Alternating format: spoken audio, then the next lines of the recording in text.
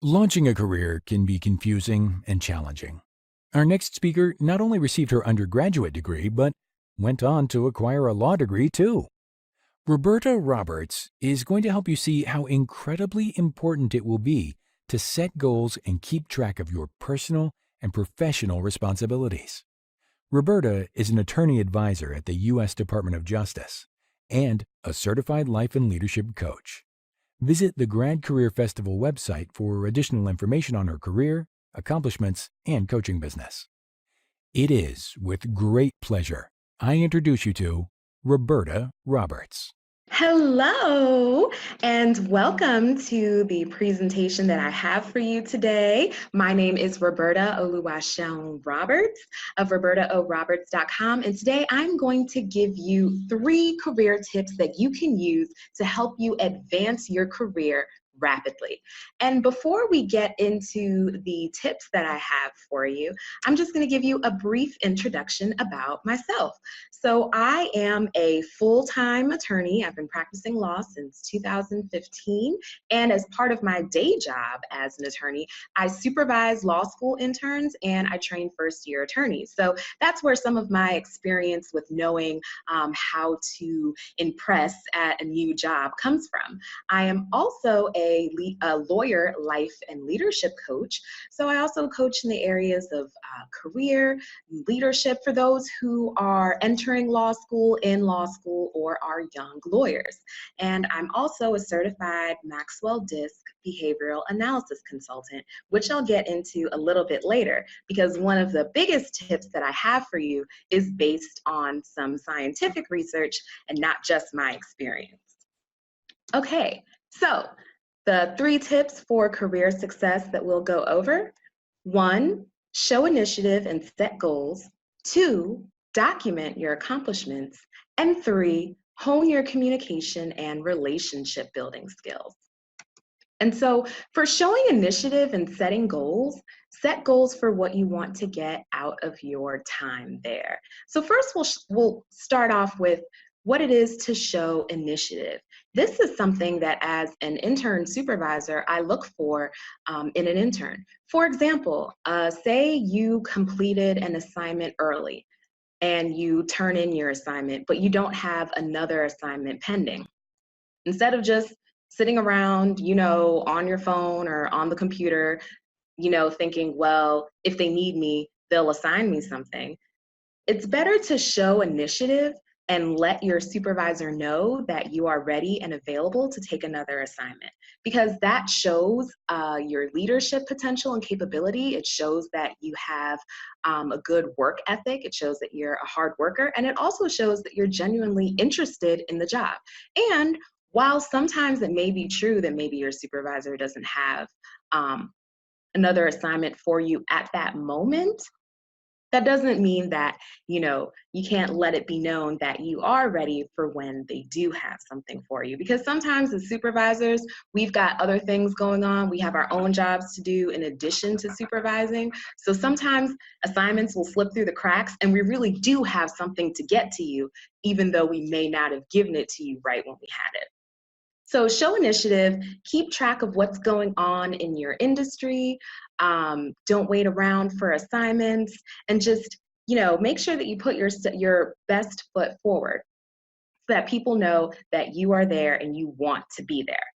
When it comes to setting goals, it's important to set goals for what you want to get out of your time in an internship or at a new job, so that way you end up accomplishing the things that you would want to do that you may not necessarily get to do if you don't speak up about it. For example, say there is a particular type of experience that you want to get, or something that you want to learn in particular, or maybe by the end of the internship or your job, if it has a term, you want to be able to leave there with a letter of recommendation.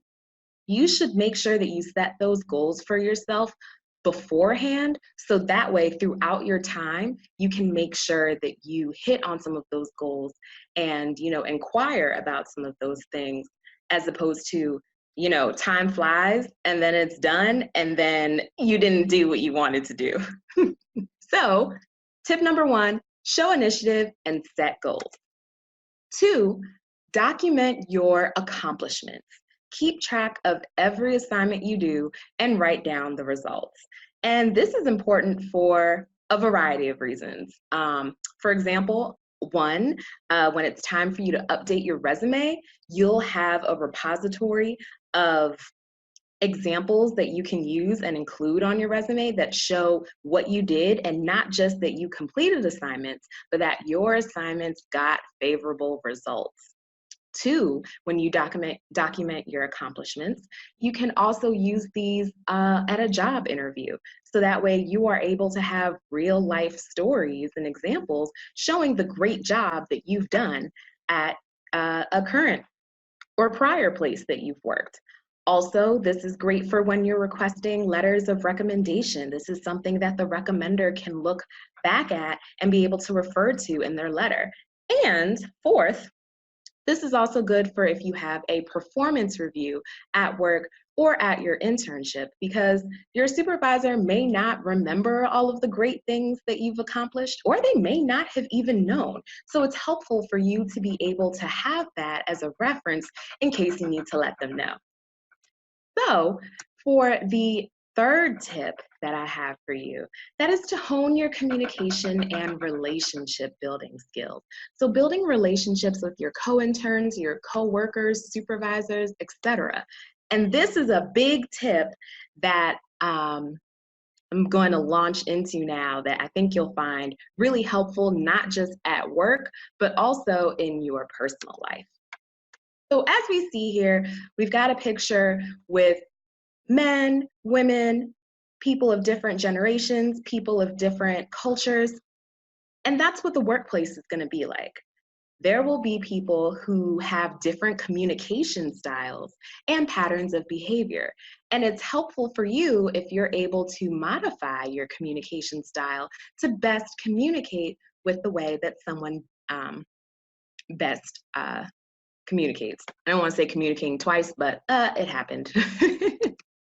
So what I'm going to get into is the Maxwell Disc Method personality indicators, which is something that I'm certified to administer if you're interested in taking the assessment and finding out which one of these you are. So DISC stands for dominant, influencing, steady, and compliant. And so we'll get into what these mean a little bit. So D, dominant, they seek results, they're active, and they're multitaskers.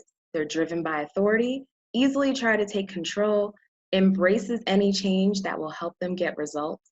They're very comfortable responding to direct confrontation, and they treasure loyalty. And because they are driven by authority and they like to take control, their greatest fear is being taken advantage of.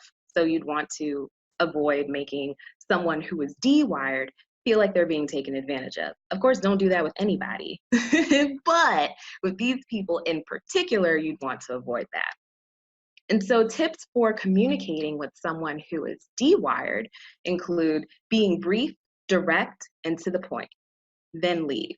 Now, you don't have to actually just get up and about face and leave, but the point of this is that they wouldn't be into like a 20-minute conversation about how your weekend went and things of that nature. You'd want to be able to keep the small talk short because they're very direct and very results driven. As it says, don't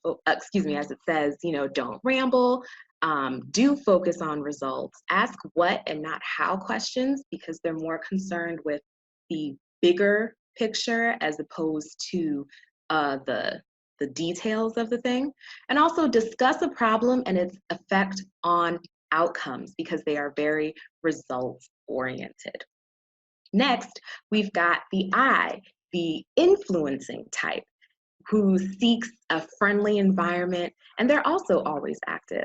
They're relationship oriented, emotional and animated, great storytellers, encouragers, and they treasure great experiences with others. And because they are so relationship oriented, their greatest fear is rejection or loss of approval. So some tips with communicating with a person who is I-wired is to not do all of the talking because they like to talk. Don't ignore their ideas, because then they'll feel rejected. Allow time for socializing because they're friendly and they prize relationships, but make sure that you don't spend too much time socializing because you still need to get your work done. Follow up with the details in writing because the I type is known for not being as detail oriented as some of the other types. So it's good to be able to have things in writing in case you ever need to refer back to it. And make sure you've got, the deadlines for the assignment, for example. Make sure that you have the right things down that you need to accomplish. And the last tip is that 4 short 10-minute discussions are better than one 40-minute discussion. And this tip may be a little more based for if you are the person who has to hold a meeting with someone who is eye-wired, because the idea behind this is that because they're not quite as detail-oriented, their attention span will kind of go, a little, go off a little bit sooner. So that's a tip for if you find that you have a whole lot of things to say, instead of saying it in one sitting, if it's not time sensitive, it may be better to break it down into chunks.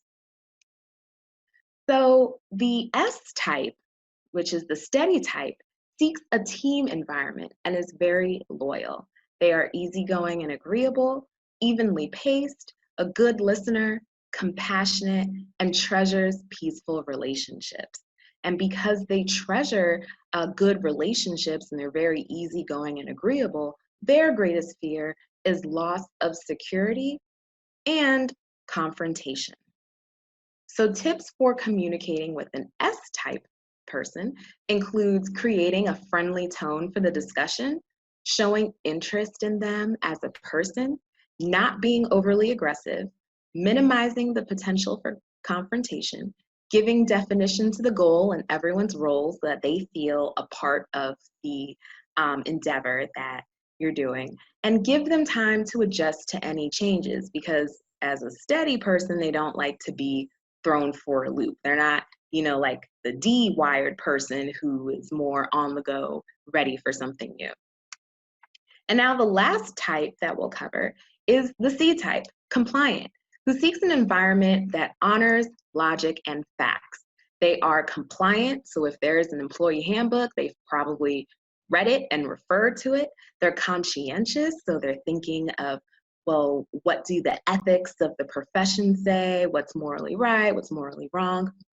They're accurate, they're detail-oriented, and they treasure perfection. So because they're so, they place such an importance on being accurate, their greatest fear is criticism. So some tips for communicating with a C-type individual include to provide all of the details, because they like details and they like getting into all of the data. Use validated facts because they like to analyze, they like data. So make sure you don't just use any facts, but ones from like reputable sources. Be precise in your explanation and be very specific in your explanation. And also be patient, answer all of their questions, and follow up to provide them with the additional data that they request. And so this is important to remember if you ever feel like, well, why is this person asking me so many questions? Do they not trust me? Do they not think I'm competent to do this job? It may not be that they don't think that, but it could be that they are C-wired. And so in order for them to make a decision, they need to have a lot of facts, a lot of details, and that requires them to ask a lot of questions. So don't take it personally, be patient, and work with them to get them the information that they need. And so to sum up what we've covered, I know I went through a lot. I went right through, but to sum it up, number one, show initiative and set goals for what you want to accomplish at your internship or your new job.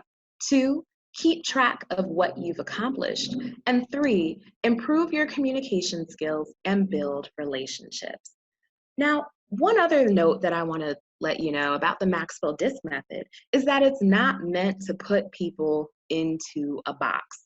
So you're not going to know just by immediately seeing someone, whether they're a D or an I or an S or a C.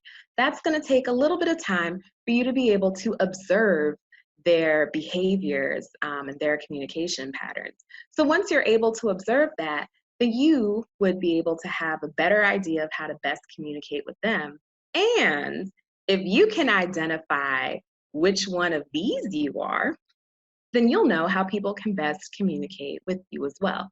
You'll also know how you may come across to other people. Oh, one other note. For the most part, people are going to be more than just one of the letters, as opposed to only a D. You'll probably be maybe a D and an I, or you might be a C and an I. So the best way to figure that out is to take an actual assessment.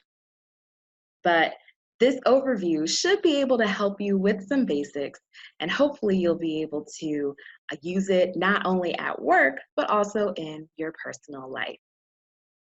So I've got a slide for you with some action items for you to take. If you have your cell phone, you can take a picture of the slide or screenshot the slide so that way you can look at it later if you're not able to get all of this down now.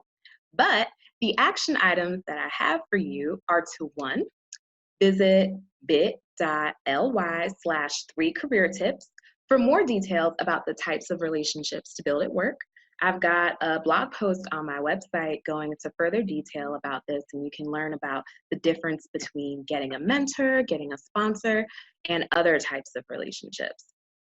Two, find out how to take a Maxwell DISC assessment and get your own results at robertaoroberts.com/DISC.